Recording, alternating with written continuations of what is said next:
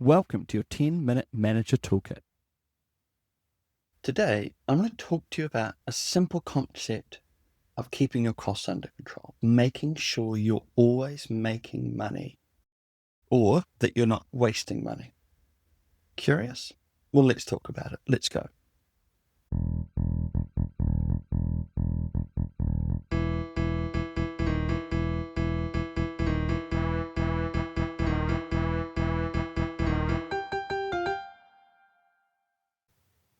So I have an interesting question for you. Do you think of yourself as a business person?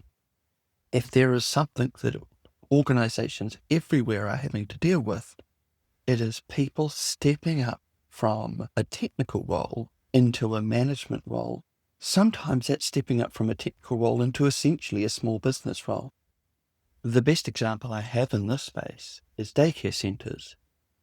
Early childhood educators who have gone from being great at their job, good with people, fantastic with kids, now suddenly they're managing a budget. Now suddenly they're having to pull in sales. They're having to do marketing. They're having to generate revenue. And this is a whole new skill set and mindset that at no stage in their life did they think this was never in their plan. This whole skill set that they are learning is probably something they are defaulting into, and probably only because that's where the money is. Earlyhood childhood teachers are paid okay, but if you want to get ahead financially, that's your only option. This might be you too, and what we're essentially talking about is the reluctant small business owner. Now, that's a topic for another day. So let's park that concept that you are to some extent, or maybe not at all, coming to the question of business development and business growth, reluctantly or not. In this episode, we're going to talk about one concept. We'll talk about others further down the line. But this is a simple takeaway, a simple rule of thumb that applies in just so many situations of business. That rule of thumb is don't spend $1 that a customer wouldn't spend. And what this essentially means is don't spend $1 that the customer wouldn't spend in return. And that has to be at least $1. Ideally, it needs to be $1 and more. It needs to be $1 and at least your profit margin, at least your overheads, at least the risk that you're taking.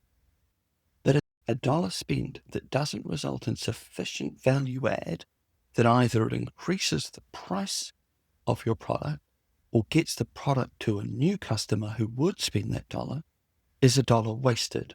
To go a little bit further down this rabbit hole, every monetary transaction essentially works like this. You have a product or service that the customer would rather have than the money.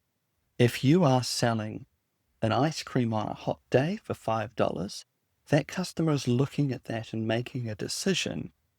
Would I rather have the $5 or would I rather have the ice cream? If it's a boiling hot day, they'd rather have the ice cream. If it's a cold day, they'd rather have the money. If you are going to spend $1, that extra bit that you added on, they are prepared to compensate you for that, either in the price or by making the purchase in the first place. If you are doing a thing that no one is going to give you something for down the line, it's almost like a hot potato. It's almost like pass the parcel. You do it in the expectation that further down the line, someone is also going to hand over money for what it is that you did. And if no one's going to, if you can't pass that cost on, then you're caught holding the hot potato. The simplest example of a cost that no one pays for, that only is worn by the business, is storage. It's one of many, but storage is the most straightforward. If a product sits on a shelf in a warehouse generating storage costs, that's not adding any value to the product. The business has to spend money for storage. They may even have to spend money moving things to or from offsite storage. Those are all steps and costs that doesn't add anything to the product. that the customer is prepared to pay for. It's all costs borne by the business. Yes, there is a cost of getting the product to the market, but costs other than that, any additional storage, movement, shipping it around, that's just overhead cost that is unrecoverable. You don't pay more for an ice cream because it's sat in a freezer for 6 months instead of 2 months. That doesn't make the product any better. If anything, it's more likely that you pay less money for it if it's hitting its expiry date. So that's an example of we can always do things, we can always add in cost. But if that doesn't make it better, or if it doesn't get it to a new customer, we're wearing that cost. We're spending $1 that the customer is not spending in return. To give you a different example, in marketing, they also have a concept called the customer acquisition cost. How much does it cost to get that customer? Because there is always the risk that you spend more money trying to find a customer than you were ever going to earn back. A common rule of thumb about how much this is 30% of expected revenue. There's no point spending more than 30% of the amount of money you're expected to get back trying to reach new people in the first place. So if you're trying to acquire new customers, there is a limit to how much you could spend, because there's a pretty good chance you could spend too much trying to find someone new who doesn't spend sufficient money back to justify that initial cost of trying to find them. That customer acquisition cost of 30% of potential revenue is essentially saying, look, we will go and find people, but there is a limit, and that is 30% of how much they will spend with us. There is also a little bit of a derivation of this. Same concept, but now you're talking time. Don't waste time. It is easy to spend a lot of time chasing not a lot of business. The time it takes to find a new business can often be an overhead to how much business they get in return. Let's put it succinctly. To keep it really simple, don't spend $1 that the customer won't spend is just a very simple way of saying, don't do something that you can't anticipate a return on investment on, an ROI. Everything you do in business, whether or not it's dollar, whether or not it's time, has to have some return on investment.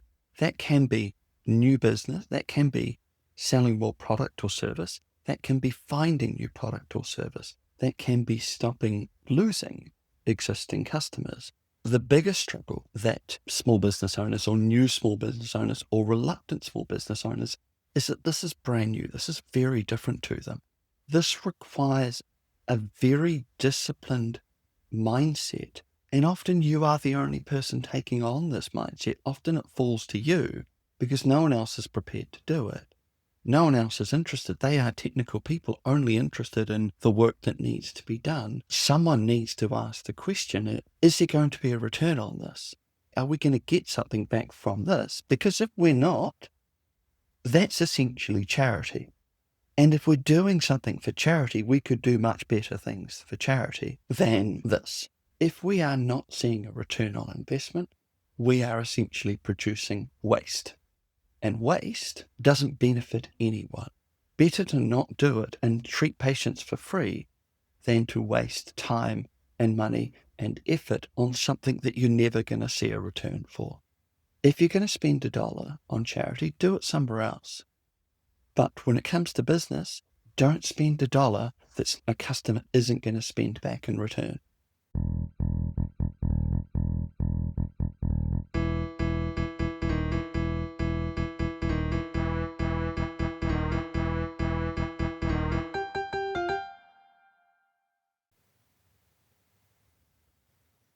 So hopefully you found that useful. On our team, I may not have the most expertise in this space, but I am the official explainer guy.